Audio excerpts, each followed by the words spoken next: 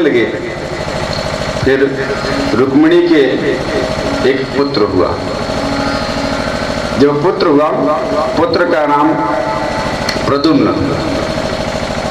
अभी जब पुत्र हुआ और वह पुत्र सूतिका गृह में ही था। सूतिका गृह अर्थात सौरिक घर, सूतिका गृह में ही था। और जो सूतिका गृह में ही था उसी समय संबरासुर को पता चला।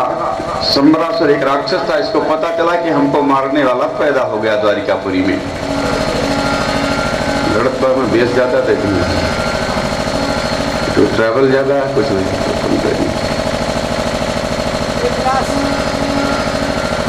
फिर संबरासुर ने क्या किया कि सूतिका गृह से ही उस बच्चे को लेकर चला गया।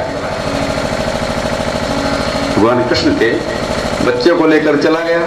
और जब बच्चे को लेकर चला गया तो लेकर के जा रहा था, सोचने लगा कि इसका मैं वध कर दूं, और जब इसका वध हो जाएगा तो मैं नहीं मरूंगा। इस प्रकार से संबरासुर लिया और संबरासुर ले जा करके आकाश मंडल से अपने विमान से जा रहा था, समुद्र के बीच में गिरा दिया।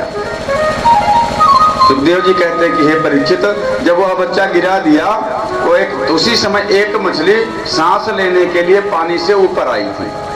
मछली तो जल में हमेशा रहती है, लेकिन जब विशेष परिस्थिति उसको सांस की ऑक्सीजन की आवश्यकता होती है तो वह ऊपर आती है। उसी समय एक मछली सांस लेने के लिए ऊपर आई थी, उसका मुख खुला था। यह बच्चा उसी मछली के मुख में गिर गया। मछली निगल गई। मछली काफी बड़ी थी, मछली निगल गई बच्चे को। अब कुछ केवट लोग मछली पकड़ने के लिए जाल डाले। जब समुद्र में जब जाल डाले तो मछली बहुत बड़ी थी, जाल में फंस गई। जब जाल में फंस गई, मछली देखे मछली बहुत बड़ी है, तो उन्होंने क्या किया कि उनके राजा संबरासुर से, यह बहुत अच्छी मछली है और बड़ी मछली है, इसको संबरासुर को भेंट कर दिया जाए।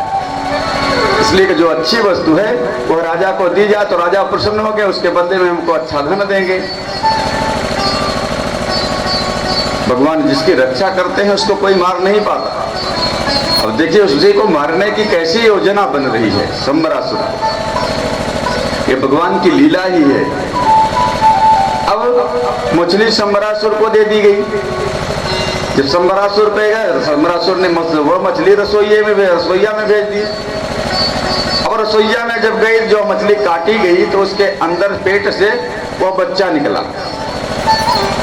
जब बच्चा निकला तो संबरासुर की जो रसोइया का काम करती थी उसका नाम मायावती था। मायावती देखी तो वह आश्चर्यचकित हुई। अरे ये क्या हो गया? तो मछली के पेट से बच्चा निकला। तभी नारद जी आए, उसको समझाए। मायावती कह देखो चिंता करने की बात नहीं, ये तुम्हारे पति हैं, ये तुम्हारे पति हैं और ये कामदेव के अवतार हैं। भगवान ने कामदेव को रासलीला के माध्यम से पराजित किया था। वही कामदेव भगवान के पुत्र के रूप, प्रथम पुत्र के रूप में जन्म लिया। नारद जी कह रहे मायावती से, हे मायावती, यह जो मछली के पेट से बच्चा निकला है यह तुम्हारा पति है। कामदेव की पत्नी रति वही मायावती हुई जो संबरासुर के यहाँ दासी का काम कर रही थी। अब इस प्रकार से कहा और कहने लगे कि देखो इसमें शोर करने की आवश्यकता नहीं, चिल्लाने की, तुम धीरे धीरे इस बच्चे का भरण पोषण करो। नारद जी के इस प्रकार से कहने पर मायावती ने कहा ठीक है। अब मायावती उस बच्चे का पालन पोषण करने लगी। पालन पोषण करते करते धीरे धीरे वो बच्चा बड़ा हुआ। माया जो थी मायावती, उसका जब पालन पोषण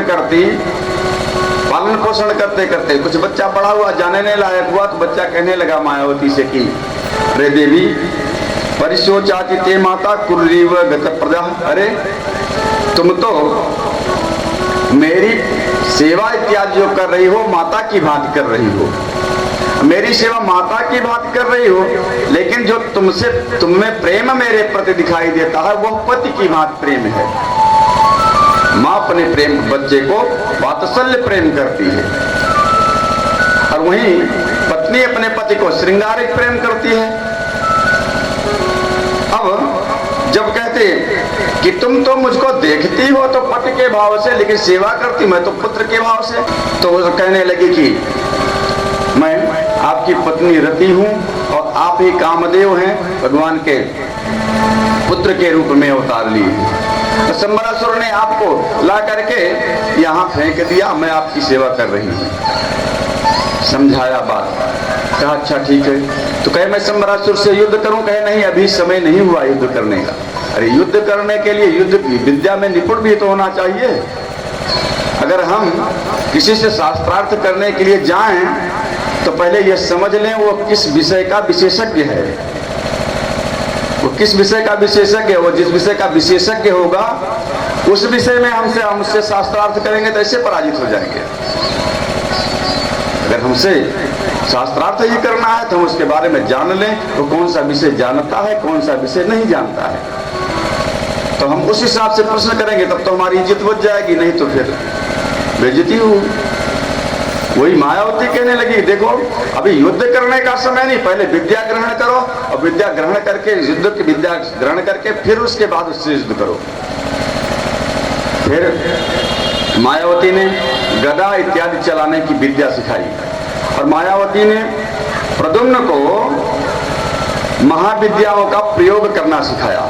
इन विद्याओं का प्रयोग कैसे किया जाता है, इन सारी विद्याओं का प्रयोग करना सिखाया। और युद्ध करते करते आकाश मार्ग में कैसे जाया जाता है, वहां से वापस कैसे आया जाता है, अदृश्य कैसे हुआ जाता है, ये सारी विद्याओं का प्रयोग मायावती ने प्रद्युम्न को सिखाया।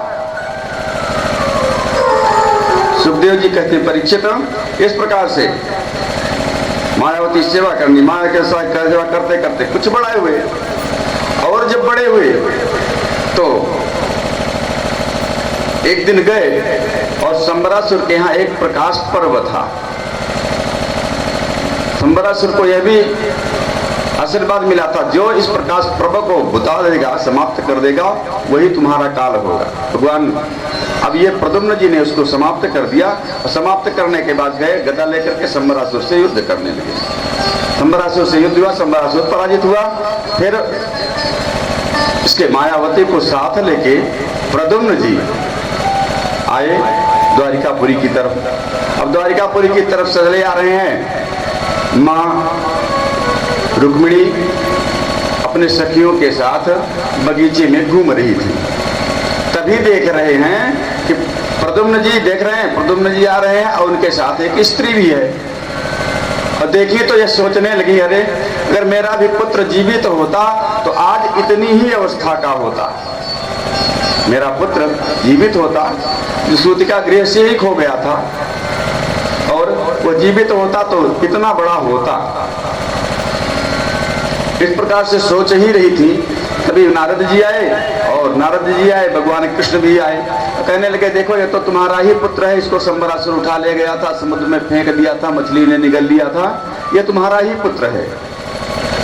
अब जब इतनी बात कही रुक्मिणी मारनी पड़ी, प्रसन्न हो गई, गदगद हो गई। अरे जो बच्चा सूतिका गृह से खो गया हो और वो मिल जाए, और वो भी मिले तो अकेले नहीं, वधू के साथ,